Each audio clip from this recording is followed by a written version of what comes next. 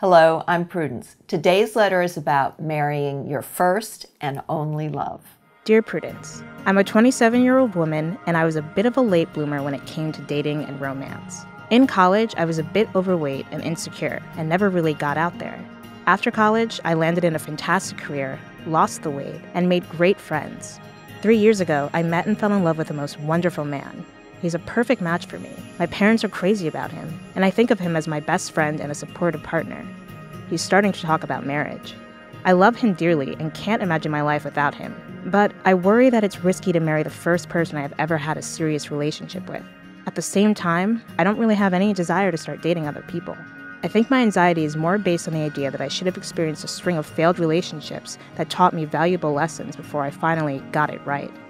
I could see myself spending the rest of my life with this man. Is it possible the first person you meet can also be the right one? Signed, Late Bloomer.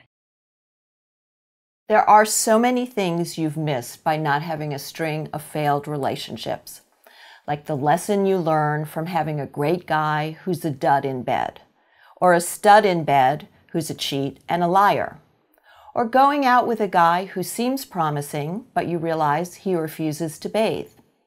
Then there's the guy who could be the one, but who tells you he has a penguin fetish. He'd like you to dress up as a penguin and incubate some eggs. I'm all for life experiences, so when life hands you a great one, grab it. There are tons of people who've married their first loves and have gone on to be happily ever after. Sure, there are people who married their first loves and gone on to get divorced. But having a string of bad experiences does not mean you're going to have a good one. It could just mean you're good at having bad experiences. You say you could see spending the rest of your life with this man. So I say, I hope you two are very, very happy.